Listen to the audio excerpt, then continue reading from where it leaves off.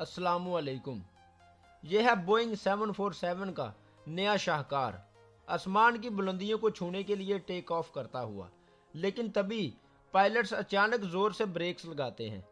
सतह पर तेजी से रगड़ खाने के बाद टायर लाल हो जाते हैं। फायर फाइटर्स तेजी से पहुंचते हैं, लेकिन नज़दीक पहुंचकर रुक जाते हैं। और ये कोई हादसा नहीं, बल्कि नए 747 का इम्तिहान है। और अगर इस दौरान इसमें आग लग जाती तो इसका मतलब था कि ये इम्तिहान में फेल हो गया। पिछले 40 सालों से ये जंबो आसमान का बेताज बादशाह रहा है, लेकिन हाल ही में उसका ये ताज एयरबस A380 ने छीन लिया। लेकिन टीम बोइंग को वो ताज वापस चाहिए था, और इसीलिए उन्होंने इस शानदार जेट को रीडिज़ाइन करने का फैसला किया। और दुनिया की सबसे बड़ी इमारत के अंदर, जो है बोइंग मेगा फैक्ट्री। तनाव भरे 5 मिनटों के बाद फायर फाइटर्स ने ब्रेक्स को ठंडा किया। ये सबूत है कि अगर टेक ऑफ के दौरान प्लेन के साथ ऐसा होता तो भी इसमें बैठे पैसेंजर्स सेफ रहते। 747 कंपनी का सबसे नया और तकनीकी रूप से सबसे काबिल प्लेन है। ये दुनिया का सबसे लंबा प्लेन है। आसमान को छूने वाले हर एक जंबो की तरह इसको भी वाशिंगटन डीसी में बनाया गया। बोइंग की ये फैक्ट्री दुनिया की सबसे बड़ी फैक्ट्री है, इतनी बड़ी कि इसके दरवाजों पर बने डिज़ाइनों का नाम भी गिनीज बुक में दर्ज है। यह सिर्फ एक फैक्ट्री ही नहीं, बल्कि एक मुकम्मल शहर है। और अमेरिका की 7 सबसे बड़ी कॉफ़ी शॉप्स भी इसी फैक्ट्री में हैं। ये इतनी बड़ी है कि इसमें काम करने वाले लोग इसके अंदर भी साइकिल का इस्तेमाल करते हैं। और इस फैक्ट्री की 11वीं मंजिल पर बादल बनने लगते हैं। इस फैक्ट्री के इतने बड़े होने के पीछे भी एक वजह है। कंपनी जो भी प्लेन बनाती है, इन सब के लिए अपना एक अलग एरिया होता है, और ये जगह कंपनी और दुनिया के सबसे पसंदीदा प्लेन 747 के लिए रखी गई है।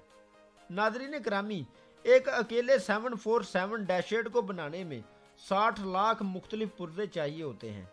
इसके सबसे बड़े पुर्जों में एक बड़ा पुर्जा इसका इंजन होता है, जिसकी कीमत 2 करोड़ अमेरिकी डॉलर्स है, और इसका वजन 7 टन होता है। ये सुबह के 2 बजे हैं और दुनिया की सबसे बड़ी फैक्ट्री में एक बहुत ही पेचीदा और मुश्किल काम चल रहा है। फैक्ट्री में इस प्लेन के सभी हिस्सों को जोड़कर एक जंबो जैसा रूप दिया जा रहा है।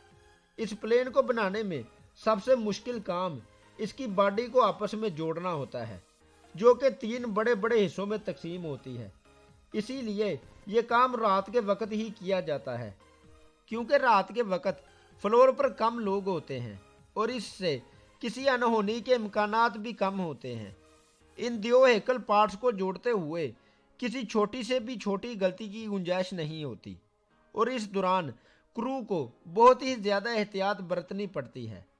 इसके पर इतने बड़े होते हैं कि इनको जोड़ते हुए 2 ट्रैक्टर्स इन्हें आगे खींचते हैं। ये पर इतने बड़े होते हैं कि दीवारों और विंग्स में सिर्फ 5 सेंटीमीटर का फ़र्क होता है।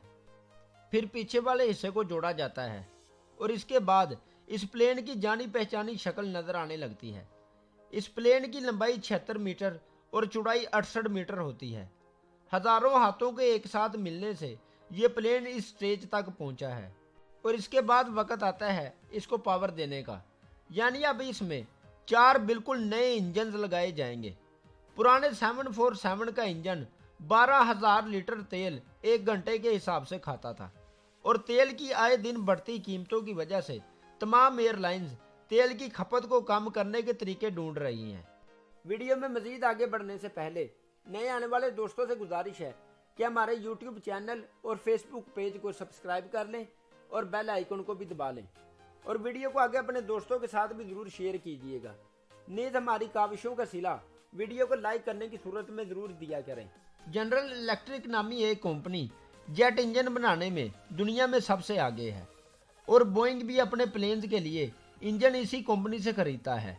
पूरे प्लेन में सबसे ज़्यादा महंगा पार्ट भी इंजन ही होता है, और 747 में इस्तेमाल होने वाले इंजन दुनिया के सबसे कम आवाज़ वाले इंजन हैं।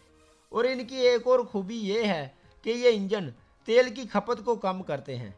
कम तेल के इस्तेमाल के बावजूद भी ये 4 इंजन पूरी तरह भरे 747 को 1000 किलोमीटर फी घंटा के हिसाब से उड़ा सकते हैं। उधर फैक्ट्री में अब वक्त है इंजन को लगाने का, लेकिन उससे पहले प्लेन के विंग्स पर कंक्रीट के बड़े बड़े डिब्बे लटकाए जाते हैं जहां इंजन लगाए जाएंगे। इनके बिना प्लेन टेल की तरफ पलट जाता है। इन इंजन को लगाना मतलब 4 नर हाथियों को लटकाने के बराबर होता है और इंजन को जोड़ते हुए 1 इंच के 1000वें हिस्से की भी गलती की गुंजाइश नहीं होती। एक इंजन को जोड़ने में ही 24 घंटे से ज़्यादा वक्त लग जाता है और महीनों की कड़ी मेहनत के बाद अब वक्त है इंजन को ऑन करने का। पायलट रूम में लगे हर सर्किट को भी एक एक करके चेक किया जाता है। इस अकेले प्लेन में इस्तेमाल होने वाली बिजली 50 से ज़्यादा घरों के लिए काफ़ी होती है और इसमें 214 मीटर लंबी वायरिंग का इस्तेमाल होता है और इसको प्लेन का नर्वस सिस्टम कहा जाता है और इस पूरी वायरिंग को एक कंप्यूटर से कंट्रोल किया जाता है। इसके बाद इम्तिहान शुरू हो जाता है और सबसे पहले इस प्लेन को इलेक्ट्रिसिटी दी जाती है और इसके बाद वक्त आता है इसके इंटीरियर का और इसे कस्टमर्स की मांग पर मुख्तलिफ डिज़ाइनों में तैयार किया जाता है और फिर इसके बाद इस मेगा फैक्ट्री की बहुत बड़ी पेंट शॉप में इस प्लेन को धोकर साफ किया जाता है और इसके बाद हाथ से एक बेस लेयर पेंट किया जाता है और इसके बाद कस्टमर की डिमांड के मुताबिक मुख्तलिफ कलर्स किए जाते हैं। एक 747 को पेंट करने में 500 किलो पेंट का इस्तेमाल होता है और ये 4 साल तक चलता है और इसके बाद प्लेन को डिलीवरी से पहले कई मुश्किल तरीन इम्तिहानों से गुजरना पड़ता है। टेस्ट पायलट्स प्लेन को ऐसी मुश्किल आजमाइशों से गुजारते हैं जिनका सामना इसके पैसेंजर्स को कभी नहीं करना पड़ता और इस टेस्ट के दौरान बोइंग के इंजीनियर्स को अपने सीट बेल्ट लगाना काफ़ी नहीं होता, बल्कि इस उड़ान के दौरान अपने टिफिन, लैपटॉप, हत्ता के हर चीज़ को बांधना पड़ता है। दिखने में भले ही ये मजाक लगे, लेकिन ये बहुत ही ख़तरनाक मामला होता है और इसके लिए बहुत बड़ा दिल चाहिए होता है। पायलट्स कुछ बहुत ही ख़तरनाक मूव्स करते हैं। वो कुछ ही सेकंड्स में 0 से 2G की ग्रेविटी तक पहुंच जाते हैं, जिससे टेल और विंग्स पर ज़बरदस्त दबाव पड़ता है। इसके बाद नंबर आता है वेलोसिटी मिनिमम अनस्टिक टेस्ट का। इस टेस्ट में पायलट्स बेहद धीमी रफ्तार पर टेक ऑफ करने की कोशिश करते हैं और इससे टेल रनवे से टकराती है। इस टेस्ट को पास करने के लिए प्लेन को इसी रफ्तार पर टेक ऑफ करना पड़ता है। इसके बाद इस नए जेट का फ्लटर टेस्ट होता है। एविएशन की ज़बान में फ्लटर का मतलब होता है वाइब्रेशन। इस टेस्ट में खलाई बाई वायर की पूरी आजमाइश होती है। इस टेस्ट में प्लेन को इसकी फुल स्पीड में उड़ाया जाता है।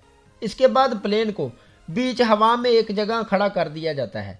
उम्मीद है दोस्तों आपको आज की वीडियो पसंद आई होगी।